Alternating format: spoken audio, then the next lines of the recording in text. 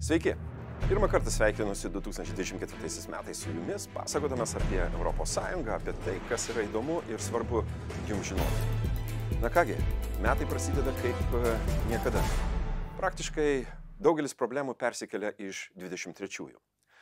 Kalbant apie 24-uosius, kyla tam tikrų klausimų ir štai ekspertai ES labai dažnai išskiria temas, kurios, na sakykime taip, matyt vyraus šiais metais. Pirmiausia, ar po Europos parlamento rinkimų ta radikalioji dešinė ir, sakyčiau, marginalizuota kairė paims viršų, kitaip sakant, tie marginalai, politikos marginalai darys įtaką ES politikai.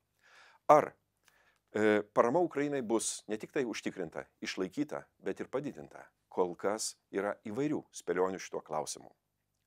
Ar konfliktas Gazos sektorėje plėsis, ar mes galėsime suvaldyti, ar prasidės pagaliau dėrybos ir kokia bus įtaka apskritai vidurio rytų visam platesniam regionui.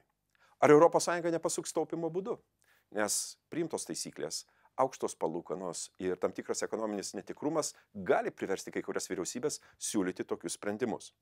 Na ir galiausiai, ar ES ryšis pagaliau šiais metais paminėti, išvardinti tas reformas, kurios, mano manimu, yra svarbi sąlyga ir sėkmingai ES plėtrai, kurią mes taip laikome.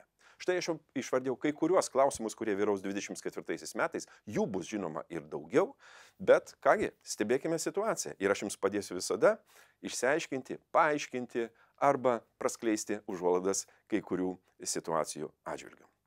Šią savaitę išgirdome iš Vokietijos kanclerio Olafo Šolco kvietimą ES valstybėms padidinti savo įnašą kariniai pagalbai Ukrainai. Kągi, labai, sakyčiau, orus, labai gražus kvietimas, bet ar pati Vokietija viską padarė? Kodėl turėtų kreiptis į tas valstybės, kur štai ir Lietuva, ir kitos Baltijos valstybės, mes esame viršuje pagal dalį nuo BVP skirtos paramai Ukrainai. Mes nedidelės ekonomikos, bet mes darome viską.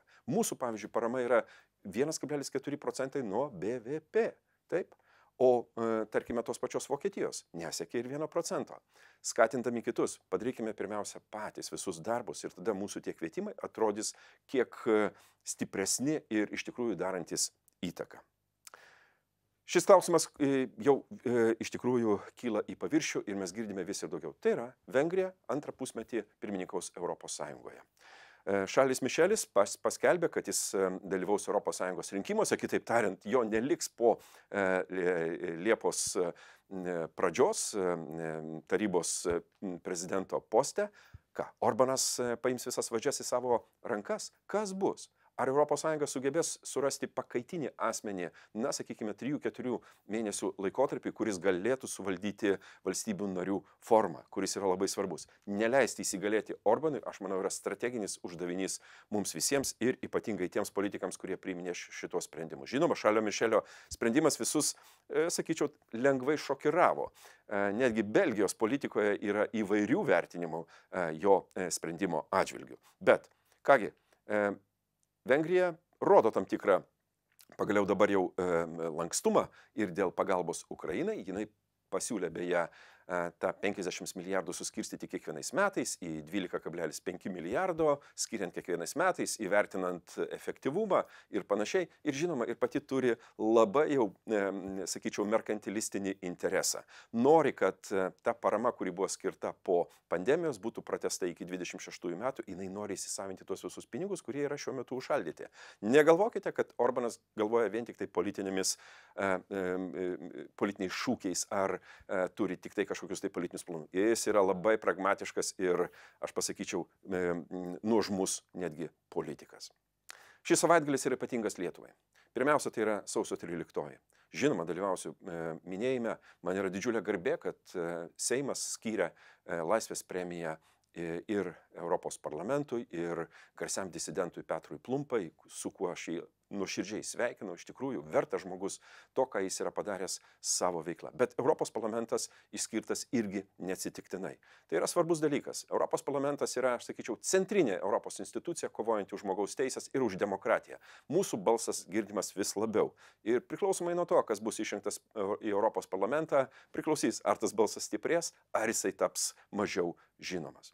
Ir šį penktadienį Utenoje atidarau parodą Artiomo Azarovo, to garsaus kovotojo, Ukrainos kario ir dailininko, kuris dėja žuvo būdamas labai jaunas. Bus labai gražus, aš dėkoju Utenos savivaldybei, Mariui Kaukėnui, merui, už visas pastangas parodyti Utenos visuomeniai, bendruomeniai šią gražią parodą ir žinoma diskusiją, kurią mes turėsime parodos atidarymo metu. Kitaip tariant, metai prasideda įdomiai ir jie tikrai bus pilni visokiausių turiningų įvykių. Likite kartu, man visada bus didžiulė garbė informuoti jūs ir paaiškinti tas situacijas, kuriuose mes esame visi kartu. Iki.